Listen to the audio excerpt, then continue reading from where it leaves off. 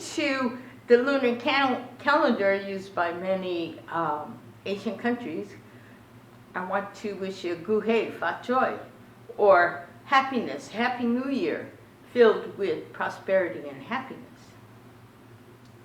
And welcome to our YouTube channel. This channel is free of charge, and we do not receive any kind of fundings from it. In other words, we do not receive money for these recordings. The great thing about it is no commercials.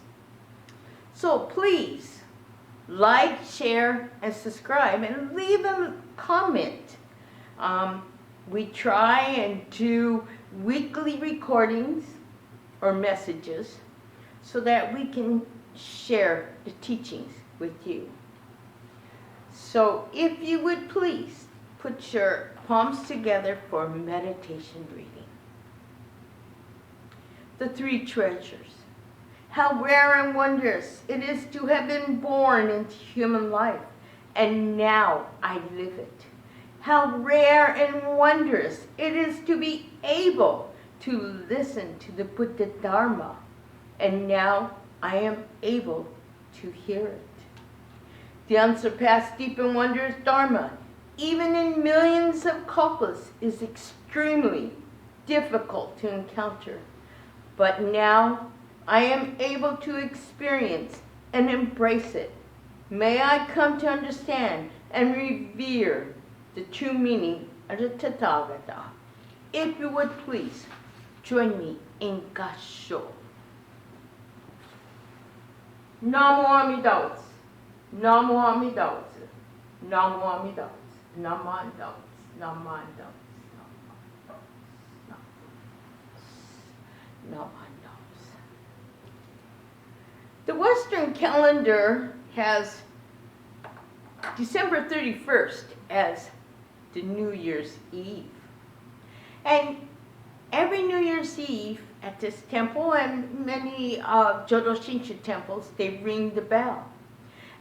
And they ring the bell 108 times.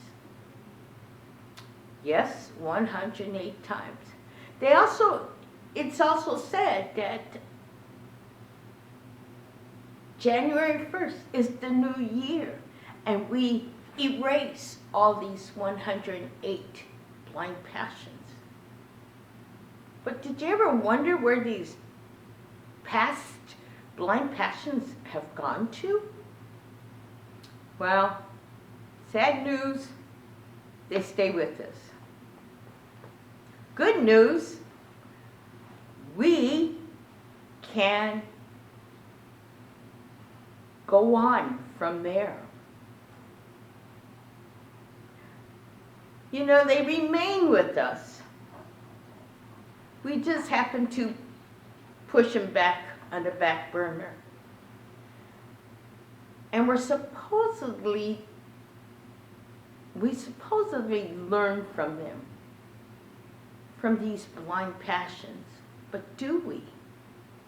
You know, we continue to make the same old mistakes or say the wrong words. But that's human nature. It is our Nembutsu, our Namu Amida Butsu, that gives us a quiet time. It calms the mind and calms the nerves, so that we can actually just stop where we are and think. It's one of those things that we tend to forget. We just say things that come to our mind without thinking about what we say. And then we actually put our foot in our mouths. Yes, that's just a common thing. But these 108 blind passions originate from our greed, anger, and ignorance, which just means a lack of wisdom. But they also come from our six senses. Our hearing, our seeing, our smelling, our taste, and from feeling. But, think about it. Sometimes there are songs that may come on that we grew up with, and it brings pleasure to us. Or there's maybe a comment made that we don't find pleasure in. Or maybe it's just a so-so thing that we don't have to keep, or we can throw it away. It comes down to sight. Maybe there's a nice-looking man that you just saw. Or maybe there's a pretty dress in the window. Maybe it's pleasant to the eyes. Maybe it's not pleasant to the eyes. Or maybe it's so-so. Comes the same thing to smell. We can smell something that's just so aromatic that it helps us to relax. Or it could be really stinky and not pleasant at all. Or maybe it's just something that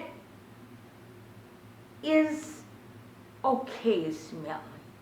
Not too bad, not really great, but so-so. And then it comes to taste. Well, taste is a little different. Taste it can be, of course, when you put something into your mouth and you savor the flavor. And it can be pleasant, unpleasant, or it could be just, you don't want it anymore. Or you keep it and you just swallow it.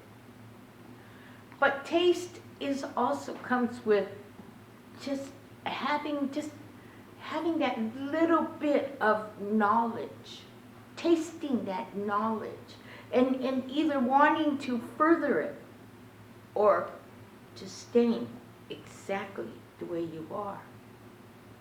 And the last one is feeling.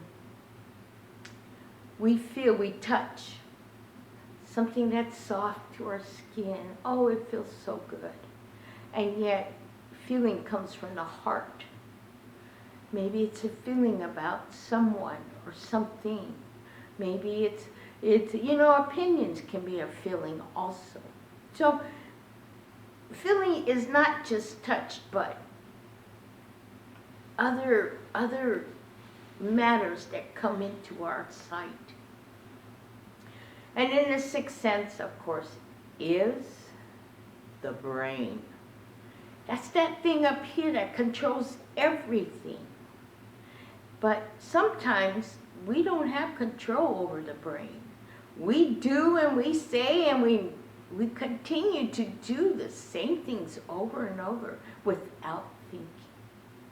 But that's where the quiet moment comes in. It gives us those just few seconds so that we can gather all our senses and maybe find a balance and find the words that are not hurting or that may bring discomfort to others. But it's the individual who must do their own thinking, to know their own selves, to find the words or thoughts and present it so that they can get their point across, but yet not hurt anyone. When we get angry, we have a tendency to say words that really hurt others, and that's deliberate. We want to hurt them. But can we express anger in another way?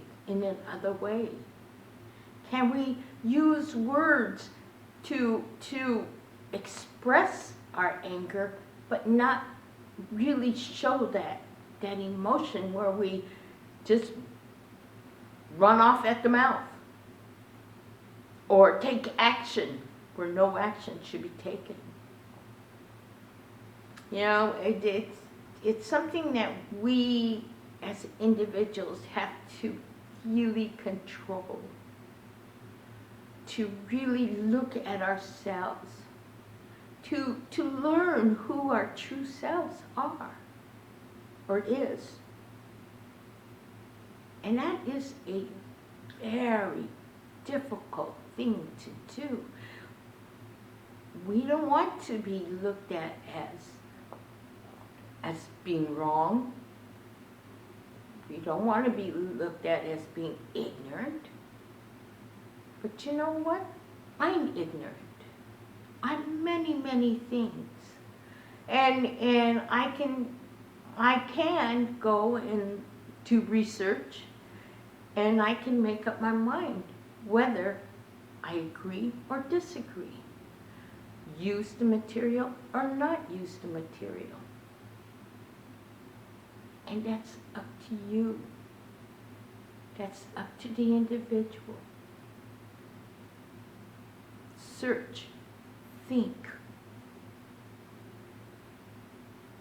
and recite Namu Amida Butsu for guidance and direction. So if you would please join me in Gasho. Namu Amida Butsu. Namu Amida Butsu. Namu Amida Butsu. Namu Amida Butsu. Namu Amida Butsu. And thank you for listening to this recording.